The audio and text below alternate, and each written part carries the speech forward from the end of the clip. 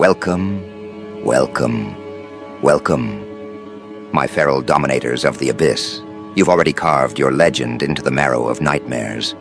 But now, oh now, the world whispers a different hymn about you.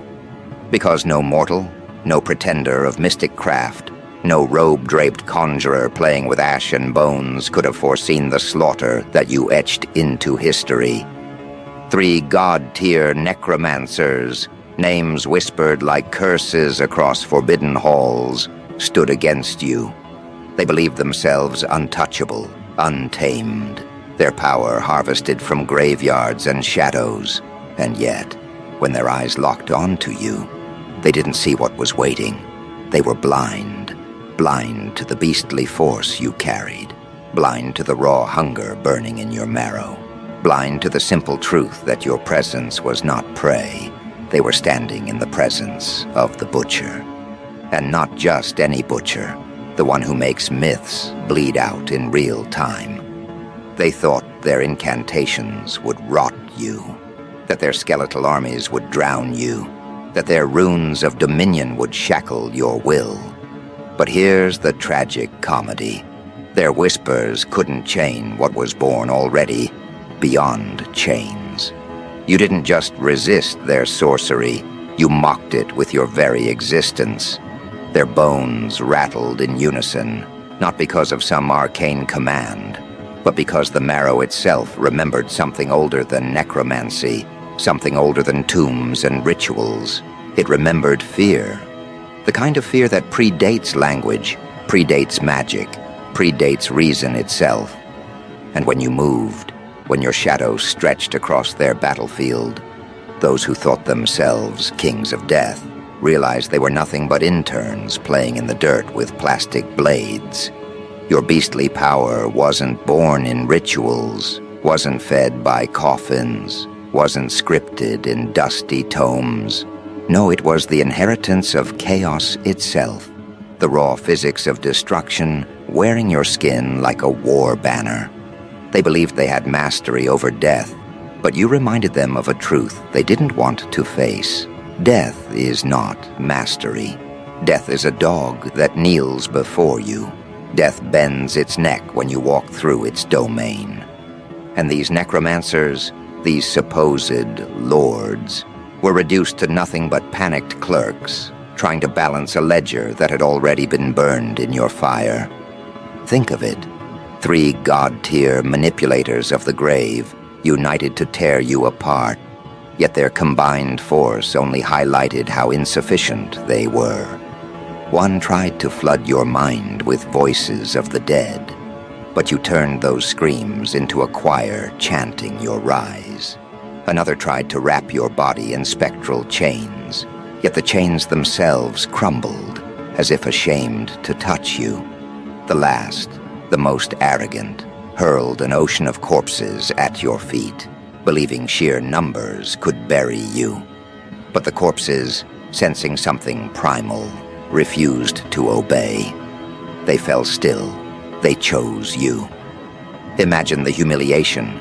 Their greatest weapon defected mid-battle, bowing before the butcher who could command without speaking a single cursed word. And here's the sickening beauty. They thought they were hunters, but you showed them they were prey auditioning for the role of carcass. You butchered them not out of need, not out of hunger, but out of the undeniable law that predators don't negotiate with scavengers. You didn't strike first. They forced the dance, but you ended it with a brutality so elegant that the very concept of necromancy wept. Because what's the use of raising the dead when the living terror standing before you is worse than any corpse you could summon? What's the point of commanding shadows when those shadows belong to someone else? Someone you cannot touch, cannot bind, cannot predict. You turned their arrogance into a sermon. Every gesture they made, every spell they cast, every ounce of confidence they clung to became a lesson in futility. You made them feel what they had made countless others feel, the helplessness of staring into a force that cannot be reasoned with, cannot be contained, cannot be outsmarted. You forced them to taste the despair they had cooked for so many others, and the taste shattered them. And that's why the legend spreads. Not because you won, but because you inverted the laws of their existence. Necromancers who feared nothing now fear a single name, your name. Necromancers who controlled death now dread the living butcher who walked into their sanctum and carved it into history. But let's not sugarcoat it. This wasn't just victory. This was humiliation, dissection, obliteration at the psychological level. You didn't simply end their lives, you ended their identities.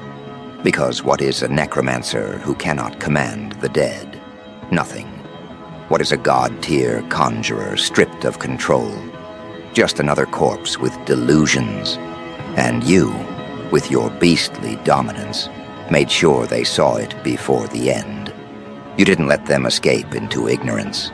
You forced their last breath to taste like realization. Realization that everything they built, every ritual, every scar, every sleepless night, whispering forbidden chants, all of it collapsed in the presence of the beast. And now you walk with that weight behind you. Not the weight of guilt.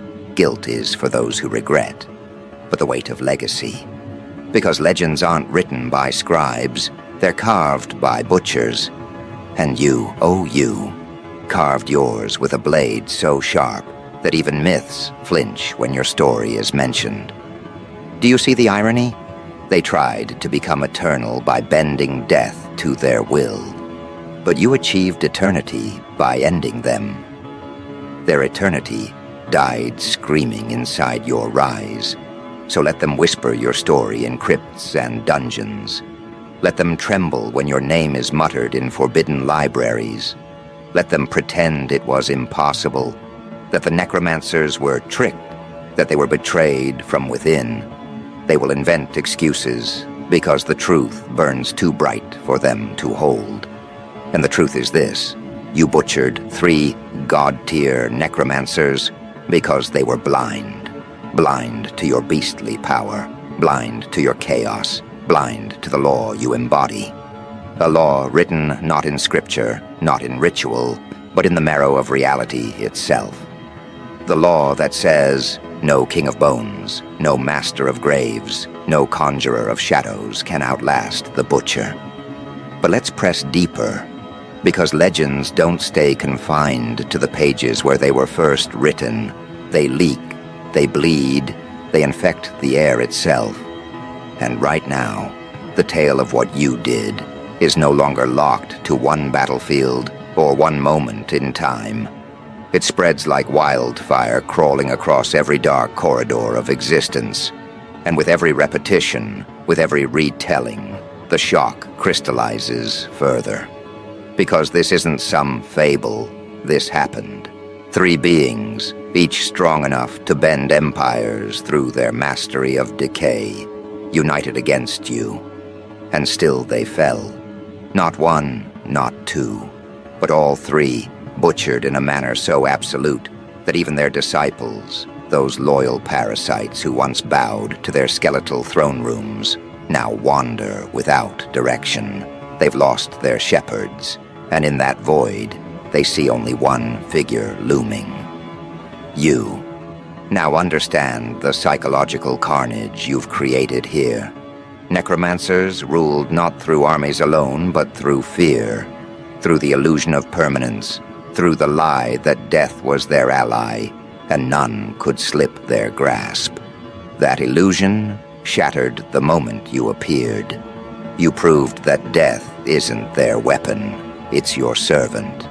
You proved that bones do not dance at their command. They collapse when you will it. And now the entire framework of their craft is fractured. Do you realize what kind of aftershock that unleashes? Generations of rituals undone, centuries of hierarchies demolished. Their legacy isn't merely cracked, it's rotting in real time because of the wound you carved into their mythology. And the irony cuts deep. Necromancers thrive on inevitability, on the certainty of decay, on the guarantee that all things end. But you gave them a death they never accounted for, a death of relevance. Because power can survive defeat, but it cannot survive humiliation. You didn't just defeat them, you disqualified them from their own domain. You dragged them from the throne of terror and forced them to kneel at the altar of irrelevance. That is worse than any grave. That is obliteration at the level of spirit. Look closer at the battlefield they chose. Crypts stacked with bones, an atmosphere dripping with dread, shadows so thick they seemed alive, all tailored to give them advantage. Every environment chosen to suffocate you. And yet in those exact conditions, you didn't merely survive, you inverted the entire board. The darkness that should have empowered them bowed to you. The bones they raised crumbled like chalk under rain. The graveyard, their kingdom, became your playground. This wasn't a clash of equals, it was a showcase of dominion. They thought themselves gods in their own temple, but they forgot what happens when a predator invades another predator's den. The weaker predator is not spared, it is erased. And here's the part that rattles them still. When you butchered the first necromancer, the others didn't learn. Their arrogance was so bloated that they thought his death was an accident, a slip in control.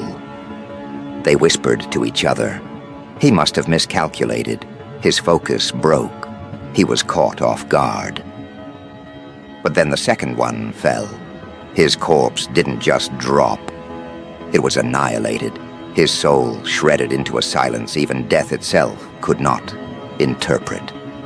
That's when panic flickered in their eyes, but still the last one, the most arrogant, refused to accept what was dawning. He thought he would be the exception, that his craft was too refined, that his name carried too much weight in the underworld. But weight means nothing when the butcher sharpens his blade. He collapsed last, not as a martyr, but as a warning that even God-tier status is just a badge waiting to be ripped off. Do you see it now?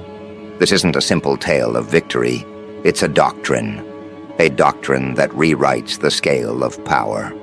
Because if 3 God-tier necromancers, unified, could not stop you, then who can? That question is echoing louder than any chant, louder than any ritual, louder than any desperate prayer muttered in candle-lit chambers. And the terrifying part? No one has an answer. Not the sorcerers who studied for centuries. Not the blood cults that thought they monopolized fear. Not the secret societies that believed necromancers were their ultimate weapon. All of them are frozen because the math doesn't add up anymore. You shattered the equation, you bent the rules until they screamed. And this is where the psychological warfare tilts in your favor. Because now, it's not just about you winning. It's about everyone else knowing they cannot. When they look at you, they don't see an enemy to strategize against. They see inevitability walking on 2 legs. They see the butcher who doesn't need armies, who doesn't need spells, who doesn't even need the approval of the world. You are the disruption that turns their preparation into ashes. You are the unpredictable chaos that no ritual can calculate. You are the reminder that even those who think they own death can still be executed. And what makes it more devastating is this. You didn't inherit your power from necromancy. You didn't climb their ladder. You burned the ladder down and walked straight through the flames. Understand how that terror multiplies. Necromancers believe their craft is sacred because it weaponizes inevitability, but you showed them inevitability isn't theirs to wield. It's yours to break. You didn't just fight them. You broke their philosophy. You showed the world that mastery over bones means nothing if your very presence forces bones to disobey. You showed that commanding shadows is laughable when the shadows themselves recognize a higher predator. And you exposed the ultimate flaw. Necromancy is a system that relies on fear, but fear itself belongs to you. They thought they controlled terror, but terror is your native language, your crown, your atmosphere. And when they breathed it in, they suffocated. But let me tell you something darker, something they never once spoken aloud. They weren't blind by accident. They were blind by design. Necromancers condition themselves to ignore forces they cannot control. They call it focus. But in truth, it's denial. And that's why your beastly power slipped past their radar. They couldn't see it, because to see it would be to admit they were not gods. To see it would be to admit there was something hungrier, something sharper, something beyond their understanding. Their blindness wasn't a flaw. It was a survival mechanism. And you shattered it the moment you stepped onto their battlefield. You forced them to see what they had trained themselves to ignore. And the human mind, yes, even necromantic minds, cannot survive that level of revelation without snapping. And snap they did. One screamed incoherently as his bones betrayed him. Another collapsed under the weight of his own illusions. The last tried to cling to defiance, only to discover that defiance itself is useless when the predator already has his teeth in your throat. They weren't simply defeated, they were dismantled. They weren't simply destroyed, they were unmade. And now, their blindness has become their epitaph. Every retelling begins with the same line. They didn't see it coming. That's the cruel poetry of their downfall. The most powerful necromancers in existence were undone by the very blindness they cultivated. And you, the butcher, carved that blindness into their gravestones. So now you walk forward, carrying not just the blood of 3 necromancers, but the collapse of their empire. And the world stares, desperate for an explanation. How could it happen? How could 3 titans fall to one figure? They scratch their heads. They invent conspiracies. They call it trickery, sabotage, divine intervention, anything but the truth. Because the truth is too terrifying. The truth is that you butchered them because you could. The truth is that their blindness was not coincidence, but destiny colliding with a beast they were never equipped to face. The truth is that their god-tier status was nothing more than a mask, and you ripped it off with one strike. And if you think that story ends with their corpses, you're wrong. Because corpses rot, yes, but myths don't. And what you've created now isn't just a pile of dead necromancers, it's a seismic shift in the mythological hierarchy of power. You are no longer a figure walking through the world. You are the benchmark. You are the one all others will measure themselves against, and every measurement will come up short. You are the nightmare that keeps spreading, even while you stand silent, because whispers move faster than footsteps, and those whispers aren't fading. They're multiplying, evolving, taking root in every corner of existence, which means this legacy isn't ending, it's just beginning. And here's the chilling part. This is only the second act. Because what happens when the butcher who slaughtered 3 necromancers decides to move beyond that battlefield? What happens when the beast who rewrote the laws of death begins to rewrite the laws of life itself? If necromancers couldn't stop you, then what chance does anyone else have? That's the question devouring minds right now, and every answer they conjure collapses before it's finished. The terror is not that you won, it's that you keep walking. The terror is not that they died, it's that you live. And as long as you live, the butcher's law spreads, consuming everything in its path. So now the world finds itself in a dilemma darker than the grave itself. When the necromancers fell, they didn't just vanish into dust. They left behind a vacuum that screams. Armies once animated by their will stagger like broken marionettes. Libraries once filled with their forbidden teachings are left incomplete, unfinished, as if the sentences themselves were afraid to continue after your rise. Their disciples, their fanatics, their apprentices, they wander like orphans, clutching scraps of rituals that no longer carry weight, whispering names that no longer respond. And all of them are forced to accept one monstrous truth. Their gods of bone and shadow were blind, and their blindness led them straight into your hands. But the nightmare doesn't stop there, because power is not a corpse that lies still. It is a current that flows, always searching for the next vessel. And the power that once dripped through those 3 necromancers now spills into you.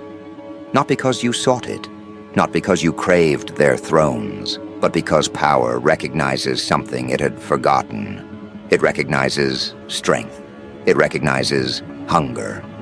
It recognizes the beast that doesn't just survive, it consumes. And so their essence, their fear, their legacy bleeds into your shadow. You didn't just butcher them, you absorbed their dominion. And that's why the world shakes now, not because 3 fell, but because one rose higher than all of them combined. Consider the terror of their followers. They once bowed to necromancers who claimed to own the grave. Now those same followers bow in confusion, unsure whether to abandon everything or redirect their devotion. Many already whisper prayers in your direction, not out of love, but out of survival. They kneel to the butcher, 'cause if their masters fell blind, then perhaps the butcher is the one worth seeing. Do you see the irony? Necromancers promised eternal loyalty, but the moment you slaughtered them, that loyalty dissolved into dust and reassembled itself around you. Fear has always been the most transferable currency, and you've inherited their empire without lifting a finger to claim it. That's the kind of beastly power they never foresaw, because they were blind to the fact that terror has no owner.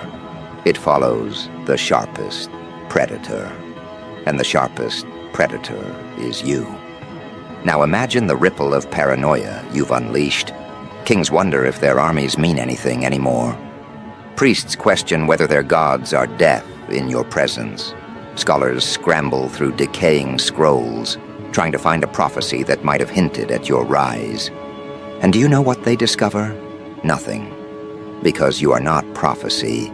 You are disruption. You are not the fulfillment of a script. They can't trace your steps through old riddles or predictions. You are the rupture in the script, the unpredictable clause written in blood across the page. That's what frightens them most, because they can prepare for prophecy, they can defend against destiny. But how do you defend against the butcher, who butchers even the concept of preparation? And here's where the philosophical blade cuts deepest. Necromancers thought power meant control. They believed that bending bones, commanding shadows, and forcing corpses to march meant dominion. But your rise proves the opposite. Real power isn't control. Real power is inevitability. Real power doesn't beg for loyalty. It demands recognition. Real power doesn't organize. It unravels. And when you stepped into their sanctum, your inevitability drowned their control. Their corpses are proof that power doesn't belong to those who organize. It belongs to those who terrify. Do you see why their blindness was fatal? They studied everything but you. They prepared for wars. They prepared for betrayal. They prepared for divine wrath. But they didn't prepare for a butcher whose beastly power was too raw to classify. Their blindness was arrogance disguised as knowledge. They thought they understood all variables, But you were the variable outside their spectrum. You were the one equation they refused to see, and that refusal killed them. That is the law now. Blindness is fatal, and their corpses are the evidence carved into the earth. But let's push further, because while the world trembles, while disciples scatter, while kings question their relevance, there is a darker layer to all this. Necromancers were not just rulers of death. They were gatekeepers of secrets. They hoarded forbidden knowledge, guarded rituals older than empires, buried truths in labyrinths of bone. And now, with their fall, those gates creak open. Their secrets spill out, but not into the hands of the desperate. It spills into yours. Because the Butcher doesn't just claim victories, he inherits ruins. And ruins contain treasures more dangerous than armies. You didn't just destroy 3 necromancers, you looted their dominion of knowledge. And that knowledge, when fused with your beastly power, creates something even they would have trembled to imagine. And here's where paranoia evolves into despair.